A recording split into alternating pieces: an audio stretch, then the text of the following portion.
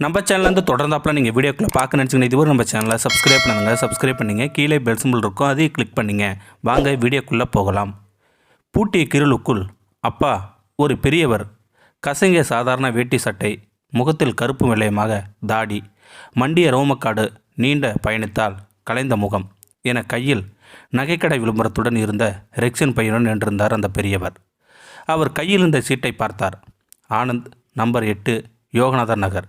ஆமாம், இதுதான் ஆனந்த். நான் தான் ஆனந்த். நீங்கள் என்ன வேணும்?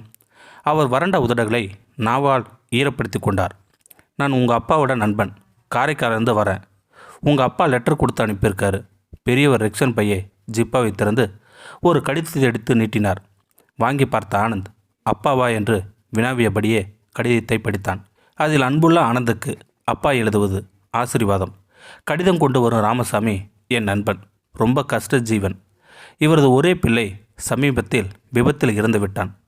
விபத்துக்கான இழப்பீடு கிடைத்ததால் ராமசாமியும் அவர் மனைவியும் வாழ ஓரளவாவது உதவியாக இருக்கும். விபத்து சம்பந்தமான போலீஸ் விசாரணை, விபத்து ஏற்படுத்திய டிராவல்ஸ் வேன் உரிமையாளர் தர ஒப்புக்கொண்ட இழப்பீடு போன்ற சகல விவரங்களையும் சேகரித்து அவரிடம் கொடுத்து அனுப்பி இருக்கிறேன்.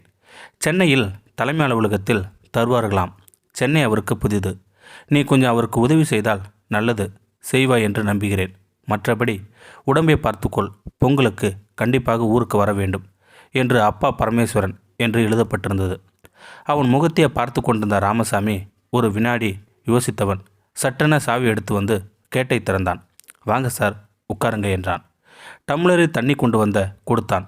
தயங்கியபடி உள்ளே வந்து ராமசாமி தண்ணீரை வாங்கி பருகினார். சாப்பிட்டீங்களா என்று கேட்டான் ஆனந்த். இல்லை, வழியில் 2 வாழைப்பழம் சாப்பிட்டேன். பஸ்ஸு லேட்டாக காலையில் காரைக்காலில் கிளம்பினேன். சாயங்காலம் மெட்ராஸு போயிடலான்னு உங்கள் அப்பா சொன்னார். பஸ் பிரேக் டவுனாக ஆயிடுச்சு, அதான் அகாலத்தில் வந்துட்டேன். அதனால் என்ன, பரவாயில்லை. ஃப்ரிட்ஜை திறந்து பார்த்தான் ஆனந்த். தோசை மாவு இருந்தது. 4 தோசை, சுட்ட மிளகாய் பொடி, எண்ணெய், தண்ணீர் கொண்டு வந்து டேபிள் மேல் வைத்தான். சாப்பிடுங்க, இதோ வரேன் என்றவன் வாசல் பக்கம் மொபைலுடன் போனான் ஆனந்த். திரும்பி வந்தபோது சாப்பாடு முடிந்து கை நிறைய பேப்பருடன் காத்திருந்தார் ராமசாமி. சொல்லுங்க, என்ன நடந்தது என்று அவர் எதிர்ப்பில் அமர்ந்து பேப்பர்களை வாங்கி பார்த்தான். பையனின் போட்டோ இருந்தது. 22 வயதில் அழகாக பதுவசாக இருந்தான் பையன். ஆனந்துக்கு கண்கள் கலங்கின. முகத்தை துடைத்து கொண்டார் ராமசாமி. இவனுக்கு முன்னால் பிறந்த 4-5 பேர் சின்ன வயசுலேயே போய் சேர்ந்துட்டாங்க. இவன் தான் தங்கினான். மகேஷ்னு பேர். கஷ்டப்பட்டு படிக்க வச்சேன். பொறுப்பான பிள்ளை. ஸ்காலர்ஷிப்பில் பிஇ முடிச்சிட்டான். வேலை கிடைச்சிட்டா நம்ம கஷ்டம் தீர்ந்துன்னு வாய்க்கு வாய் சொல்லுவான். வேலையும் கிடைச்சிது. என்னையும் என் மனைவியும் நிற்க வச்சு நமஸ்காரம் செய்துட்டு மெட்ராஸ் கிளம்பினான்.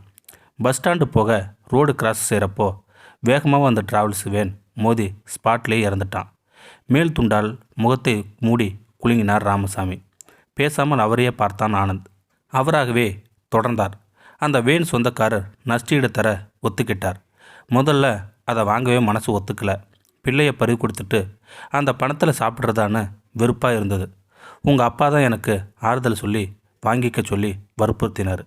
எனக்கு நிரந்தரமாக ஒரு வேலையும் கிடையாது. என் மனைவி ஏற்கனவே நோயாளி. பிள்ளையை போன துக்கத்திலே படுத்து படுக்கை ஆயிட்டா.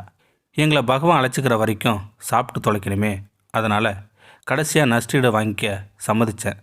உங்கள் அப்பா தான் எல்லா ஏற்பாடையும் செய்து இங்கே அனுப்பி வச்சார். என் பிள்ளை உங்களுக்கு உதவி செய்வான், லெட்ரு கொடுத்தாரு என்று சொன்னார். செய்கிறேன், கண்டிப்பாக உதவி செய்கிறேன் என்று எழுந்தவன் அவர் படுக்க பாயும் தலைவனையும் கொடுத்தான். மறுநாள் காலை காப்பி போட்டு அவருக்கு கொடுத்து தானும் குளித்து விட்டு வந்தனர். அவரும் குளித்து விட்டு வர இருவருமாக பைக்கில் கிளம்பினார்கள். இங்கே நுங்கம்பாக்கன்னு இருக்காமே, அங்கே தான் ஹெட் ஆஃபீஸ் இருக்காமே. நுங்கம்பாக்கம் தானே, நான் கூட வந்து செஞ்சுத்தரேன். வழியில் ஹோட்டல் டிஃபனை முடித்து டிராவல்ஸ் ஆஃபீஸ் வந்தனர். ஃபார்மாலிட்டிஸ் எல்லாம் முடிந்தது. செக்கு கைக்கு வர மதியானம் ஆகிவிட்டதா. ரொம்ப நன்றிப்பா, எனக்காக ரொம்ப சிரமப்பட்டேன். நான் இப்படியே ஊருக்கு கிளம்புறேன். இப்போ பஸ் பிடிச்சா ராத்திரிக்குள்ளே காரைக்கால் போயிடலாம். என் மனைவி தனியாக இருக்கா, துணைக்கு ஆள் இல்லை. நானே பஸ் ஏற்றி விடுறேன், வாங்க என்றவன் ஹோட்டலுக்கு அழைத்து போய் அவர் மறுத்ததும் கேளாமல் சாப்பிட வைத்து தானும் சாப்பிட்டான் ஆனந்த். கோயம்பேடு வரை பைக்கில் அழைத்து சென்று காரைக்கால் பஸ்ஸில் ஏற்றிவிட்டான். டிக்கெட் வாங்க என்று 500 ரூபாய் பிடிவாதமாக அவர் சட்டைப்பையில் திணித்தான். ஒரு நிமிஷம் என்று போனவன் ஒரு பிளாஸ்டிக் பையனும் வந்தான். ஊர் போய் சேர எத்தனை நேரம் ஆகுமோ? வழியில் சாப்பிட்டுக்கங்க என்று டிஃபன் பொட்டலம், தண்ணீர் பாட்டில் அடங்கிய பையை அவரிடம் கொடுத்தான் ஆனந்த். அவர் நெகிழ்ந்தார். என்னால் உனக்கு ரொம்ப சிரமப்பா. லீவு வேற போட்டுட்ட. எனக்காக அலைஞ்சிருக்க. ஊருக்கு போனதும் முதல் வேலையாக உங்கள் அப்பா பார்த்து நன்றி சொல்லணும். ராமசாமி உணர்ச்சி வசப்பட்டு பேசி கொண்டிருக்க போக அமைதியாக அவர் பக்கத்தில் அமர்ந்தான் ஆனந்த். ஒரு விஷயம் சார். நீங்கள் தேடி வந்த ஆனந்த் நான் இல்லை. ராமசாமி திடுக்கிட்டார். என்னப்பா சொல்கிற? ஆமாம், நீங்கள் அட்ரஸ் தப்பாக வந்துட்டீங்க. நான் இருக்கிறது யோகநாத நகர் எக்ஸ்டர்னஸ். நீங்கள் மெயின் யோகநாத நகர் போயிருக்கணும். அது கிட்டத்தட்ட 2 கிலோமீட்டர் தொலைவில் இருக்குது. ராமசாமிக்கு குப்பின வேர்த்தது. அடடா, தப்பு செய்துட்டேனே. ரொம்ப ரொம்ப சாரிப்பா. நீ நான் வந்த உடனே சொல்லியிருக்கலாம்ல. அனாவசியமா எதுக்கு எனக்காக மெனக்கிட்ட? அவரை தடுத்தான் ஆனந்த். நீங்கள் வந்தது ராத்திரி 10:30 மணிக்கு.